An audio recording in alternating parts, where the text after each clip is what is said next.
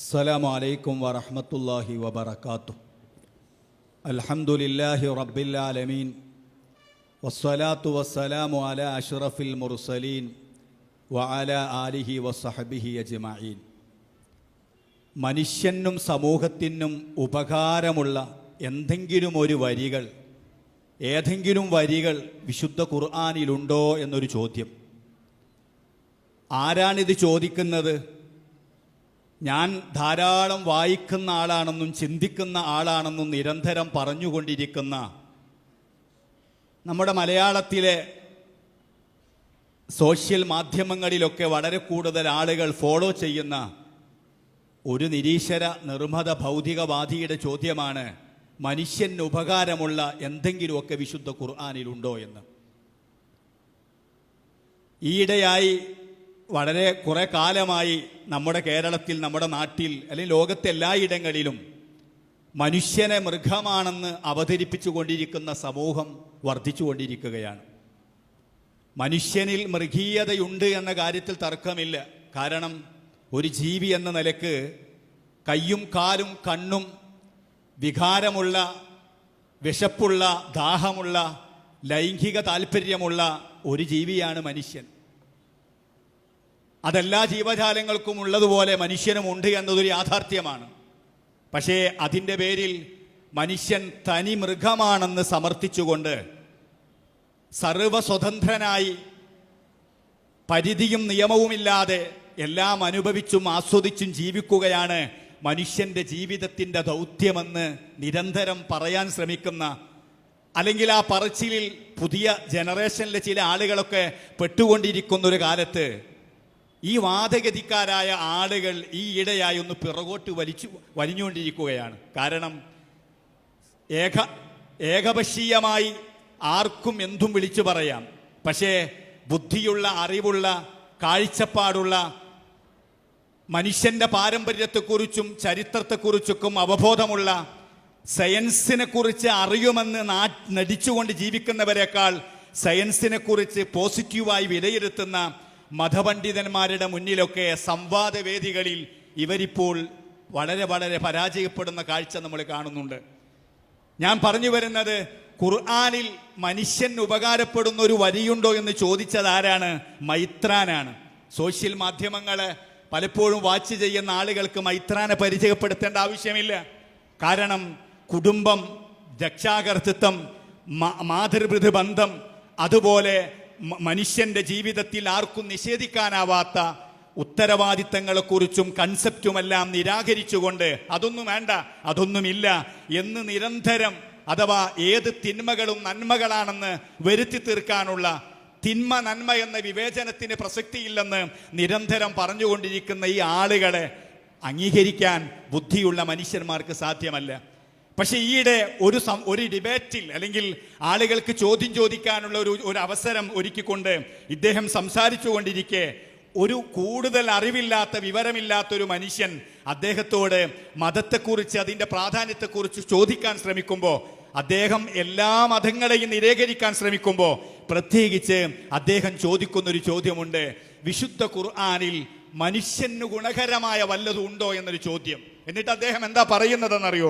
സഹോദരന്മാരെ, ഞാൻ എല്ലാം വായിച്ച ഒരാളാ, ഇവിടെയുള്ള എല്ലാ പുസ്തകങ്ങളും വായിക്കുന്ന ഒരാളാ, വായനക്കാരനാണെന്ന നാട്യം പറഞ്ഞിട്ട് അദ്ദേഹം പറയുന്നു ഒന്നും വായിച്ചിട്ടില്ലെന്ന്. അതാണ് സത്യം. അദ്ദേഹം ഖുർആനിനെ കുറിച്ച് ചോദിക്കുമ്പോൾ അദ്ദേഹം പ്രതിരോധത്തിലാവുന്നുണ്ട്. അത് കേൾക്കുന്ന ചില ആളുകൾ ഊറി ചിരിച്ച് പരിഹാസപൂർവം അതിനോട് പ്രതികരിക്കുന്നുണ്ട്. അദ്ദേഹത്തോടല്ല, ഈ ചോദ്യം ചോദിച്ച ആളോട്. സത്യത്തിൽ ആരാണ് പരിഹാസ്യനാവുന്നത്?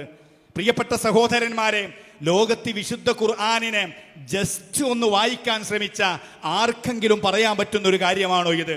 വിശ്വാസപരമായ, ആദർശപരമായ വ്യത്യസ്തങ്ങളായ കോണുകളിൽ പലവർക്കും ഖുർആനിനോട് എതിർപ്പുള്ളവരുണ്ടാവും, മുസ്ലിമീങ്ങളോട് എതിർപ്പുള്ളവരുണ്ടാകും.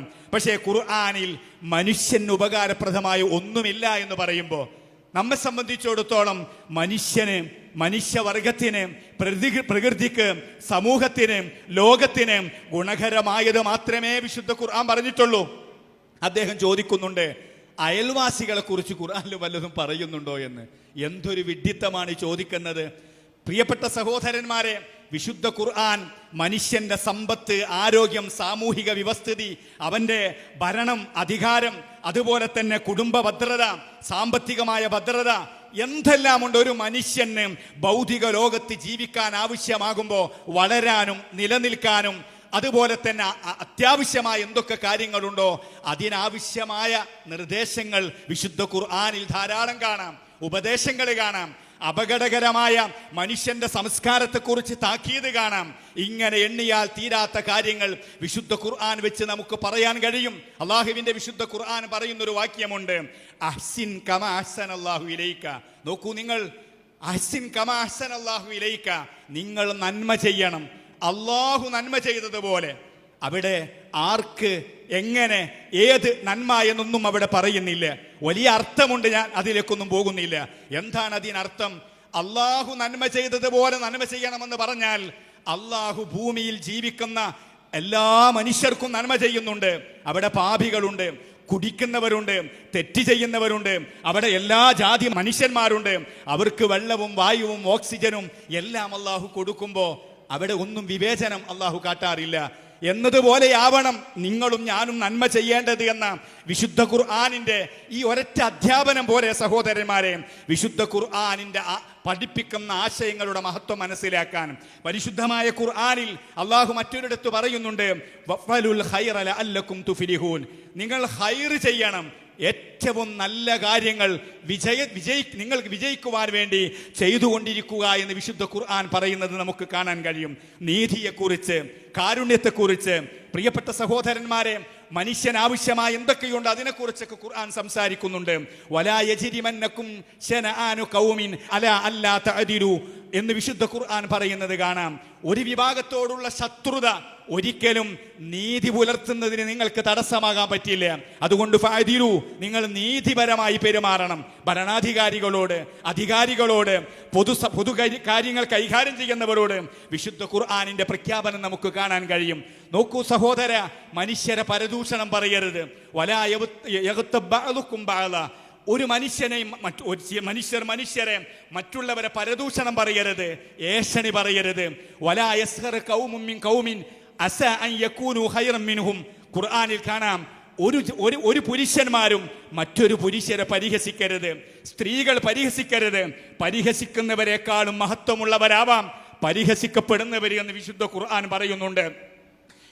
വലാ തുബദ്ദിർ തബ്ദീറ ഇന്നൽ മുബദ്ദിരീന കാനൂ ഇഖ്വാന ശയാത്തീൻ. നോക്കൂ നിങ്ങൾ, ദുർവ്യയത്തെക്കുറിച്ച് അല്ലാഹുവിന്റെ വിശുദ്ധ ഖുർആൻ പറയുന്നുണ്ട്. പണവും സമ്പത്തും ആരോഗ്യവും മനുഷ്യന് നൽകപ്പെട്ട അനുഗ്രഹങ്ങളെ ദുർവ്യയം ചെയ്യരുത് എന്ന് വിശുദ്ധ ഖുർആനിന്റെ പ്രഖ്യാപനമുണ്ട്. ഞാൻ പറഞ്ഞു വരുന്നത്, മനുഷ്യന്റെ സാമൂഹികവും സാമ്പത്തികവും കുടുംബപരവും ആരോഗ്യപരവും സാംസ്കാരികവുമായ ജീവിതത്തിൽ ഏതെല്ലാം മേഖലകളുണ്ടോ അവിടെയൊക്കെ മനുഷ്യന് ഔന്നിത്യം ലഭിക്കുന്ന, പുരോഗതി ലഭിക്കുന്ന, അവൻ ആഗ്രഹിക്കുന്നത് നിലനിർത്താൻ സാധിക്കുന്ന ഉപദേശങ്ങൾ, നിയമങ്ങൾ, വ്യവസ്ഥകൾ, അതുപോലെ തന്നെ താക്കീതുകൾ, ഇത് നിരന്തരമായി പറഞ്ഞുകൊണ്ടിരിക്കുന്ന ഒരു വേദഗ്രന്ഥത്തെക്കുറിച്ച് മനുഷ്യന് നന്മയുള്ളത് എന്തെങ്കിലും ഉണ്ടോ എന്നൊരു ചോദ്യം ചോദിക്കുന്നത് കണ്ണുള്ള അന്ധന്മാരുണ്ട് ലോകത്ത്. ചലിക്കുന്ന നാവുള്ള, കേൾവിയുള്ള ചെവി ഉണ്ടായിരിക്കെ തന്നെ ബധിരരും മൂഖരുമായി ജീവിക്കുന്നവരുണ്ട് എന്ന് പറയാറുണ്ട്.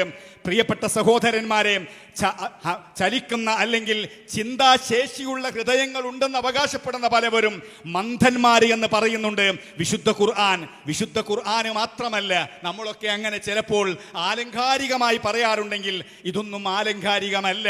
കണ്ണുണ്ടായിട്ടും കാണാത്ത, ചെവിയുണ്ടായിട്ടും കേൾക്കാത്ത, അഥവാ കണ്ണുണ്ടായിട്ടും വായിക്കേണ്ടത് വായിക്കാത്ത, പഠിക്കേണ്ടത് പഠിക്കാത്ത മനുഷ്യന്മാരുടെ കൂട്ടത്തിൽ ഈ മൈത്രാന്മാരെ ഉൾപ്പെടുത്താൻ പറ്റുമെന്ന് ആർക്കെങ്കിലും തോന്നിപ്പോയാൽ അവരെ കുറ്റം പറയാൻ കഴിയില്ല. അന്ധമായ ഇസ്ലാം വിരോധം, മതവിരോധം, ലോകത്ത് കോടാനുകോടി മനുഷ്യന്മാർ ഉൾക്കൊള്ളുന്ന ദൈവവിശ്വാസത്തെ നിഷേധിക്കുക. പ്രിയപ്പെട്ട സഹോദരന്മാരെ, പരമ്പരാഗതമായി മാനവരാശി ഉൾക്കൊണ്ടുവരുന്ന തിന്മകളെ മുഴുവനും മഹത്വവൽക്കരിക്കുക. അതിനു പുറമെ ലോകം നിയമമായി അംഗീകരിക്കുന്ന മനുഷ്യരുടെ നിലനിൽപ്പിനാവശ്യമായ പല കാര്യങ്ങളെയും നിരാകരിച്ച് മനുഷ്യനെ കേവലം ഒരു നാൽക്കാലിയും മൃഗവുമായി ചിത്രീകരിക്കുന്നവർക്ക് മാത്രമേ ഖുർആൻ അടക്കമുള്ള വിശുദ്ധ ഖുർആനിന്റെ പ്രാധാന്യത്തെ നിഷേധിക്കാൻ കഴിയുള്ളൂ. മത നിയമങ്ങളുടെ പ്രാധാന്യത്തെ നിഷേധിക്കാൻ പറ്റുള്ളൂ. ഹൈർ ചിന്തിക്കുവാൻ അള്ളാഹു നമുക്ക് തൗഫീക്ക് നൽകുമാറാവട്ടെ. ആഖിറു ദഅവാനാ അൽഹംദുലില്ലാഹി റബ്ബിൽ ആലമീൻ. അസ്സലാമു അലൈക്കും വറഹ്മത്തുള്ളാഹി വബറകാതുഹു.